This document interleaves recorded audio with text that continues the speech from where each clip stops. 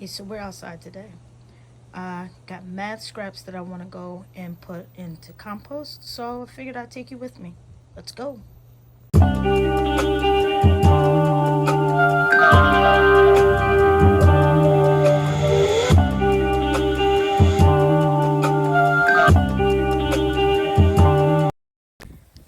Hey, so I am outside right now. As you saw, I got a bunch of food scraps from when I do my juicing. And to be honest, cooking eggs, all of that. No meats though, so I'm not doing meats. That goes into the inside composter. But I kind of just wanted to show you what I'm doing. It's a nice, beautiful, warm day in the 60s here. Windy, as you can hear. Be kind. But what I'm doing is I have actually two composters outside and one that's inside. So I'm going to show you over my shoulder. As soon as I move my shovel, I have this composter, which is a tumbler. So you can add this browns, greens, and you just spin it every few often.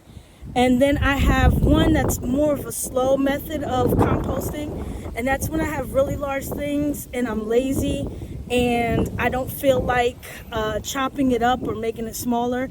I don't mind that taking so long, especially as it gets into the summer, as I'm taking out old plants and things that are dying off in the garden beds. I'll just plop them in this big thing, and then that composts it for me. And I'll show you later the one I have inside. But the principle is that I try to do, for the most part, equal parts browns, equal parts greens.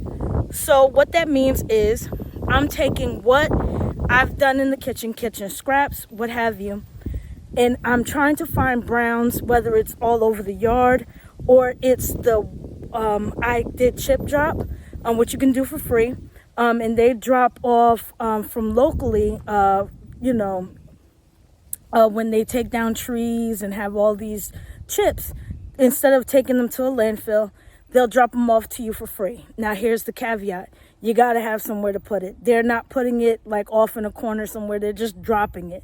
So it's up to you to move it where you need to be. But that's primarily what I use for mulch and for walkways and things of that nature. And I also use it in my composting.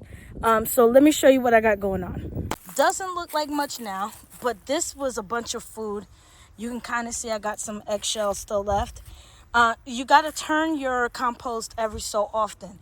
I'm horrible at it, so I kind of just let it do what it wants to do. This is a mixture of wood ash from where we burn in the fire pit, sticks and stuff from throughout the yard, weeds, whatever. It doesn't matter to me. And I just plop them in there. So that's kind of what I'm doing. Is I've got a good layer. I'm moving this as much as I can right now. And I'm just going to put all of the scraps that I have in these bags over here. I'm just going to plop them over there. And then I'm going to top them off with more wood chips. So that's what I'm doing today. But I kind of just wanted to take you out. And then in a little bit, I'll give you a tour of what the garden looks like, because I think that's probably important for what we do, right? See you in a minute.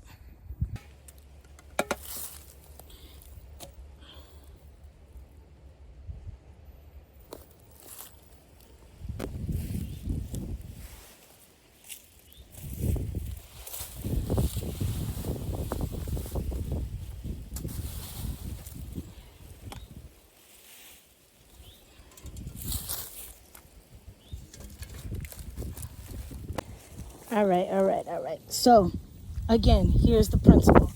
I take all my scraps. I know some people say they don't use citrus. I do. I don't care. The moldy stuff is just because it was sitting on the porch for a little bit. I'm not too much worried about that because that's going to act as an accelerant for it anyway, keep it hot inside. So what you want to do, the idea is to layer this.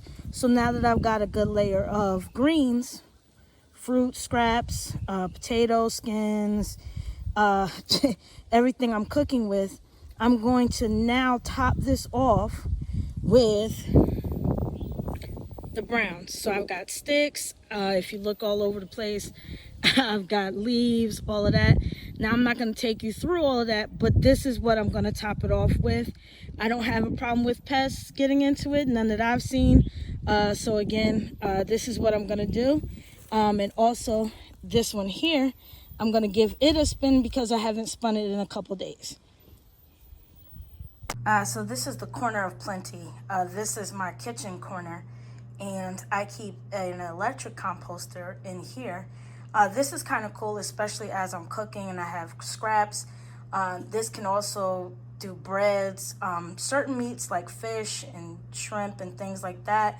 Nothing like hard shelled, but it's kind of cool because especially in winter, you don't want to keep going outside when it's freezing, especially when you just got little things. And I found that the countertop composter, which I did start with, it's a mess. I don't like mess. I really don't.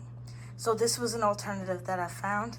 All I do is wave my little foot in front, and it composts in about 24 hours, everything. Depending on it, closes itself. It's really quiet. So that's my indoor composter. All right, so here is what winter gardening looks like right now. We got a few things growing, mostly alliums like garlic, onions, and some greens that were left over. I don't tend to strip the beds of all of its plants. I let what wants to grow. But as you can see, I got a lot of work to do. So as I'm doing it, I'll take you out. But I got a couple things. So we've got berries, we've got herbs, greenhouse. I actually have some things growing in there, so I'll show you that in a little bit. All of my poles and things that I use to prop up tomatoes and cages and all of that are just sitting out over there. That's the first greenhouse that I had. And I primarily use it to store things. I don't really use it to do much of anything, but I am thinking about making that where I grow mushrooms, so we'll see. So we've got blueberries, honeyberries, strawberries, raspberries, blackberries, herbs, greens. You got some kale and some cabbage, old Brussels, things that are growing here. I will admit during the winter I really don't come out here and water anything. I kind of just let it rock out and do what it wants to do. These large grow bags is where I grow my sweet potatoes, so you'll see that coming up. All I did though is, like I said, I have chip drop, so to cover the soil over the winter, so that it doesn't kind of burn it up and take all the nutrients.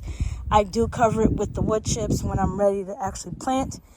You'll see me pulling those back and, throwing them out in the walkways, and planting in them. And this year my goal is to plant so much in space, not really worrying too much about proper spacing, that there is no need for mulch because everything is growing up so lush and with each other in tandem, companion planting. So that's what we're gonna do. These are flowers that'll come back up, so you'll see a lot of flowers being planted, and this is typically the area where I put my corn, but I'm thinking about switching that now because I want to do some rotation to everything, but we'll see. I got some more planting to do. I'll probably take that with you, take you with me rather, and you'll come out and see me do some weeding, some fertilizing, some moving of some of the sage that is taking over. I've got like 1, 2, 3 sage here, sage on the porch, so I'm going to take some of that out so I can make way for other plants. And I'm thinking about getting rid of these.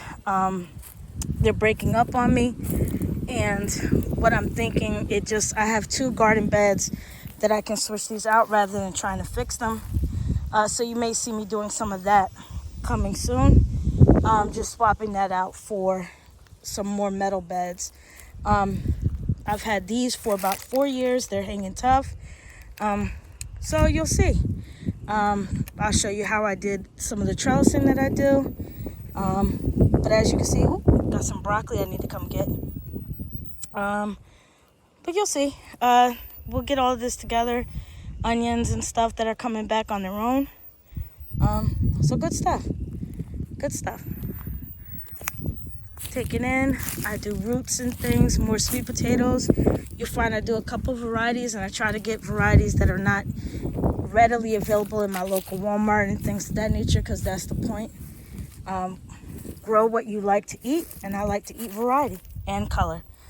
We got some lettuce that I planted, and it overwintered kind of well, and it's starting to come up on its own. Those are honey berries.